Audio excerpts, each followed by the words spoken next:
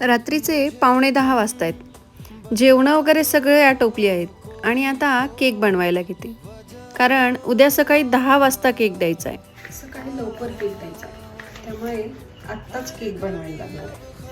कारण सकाळी जर प्रिपेअर करायला घेतलं तर केक सेट होणार नाही. त्यामुळे आत्ताच क्रम कोट करून आपण केक फ्रीजमध्ये ठेवूया सेट होण्यासाठी.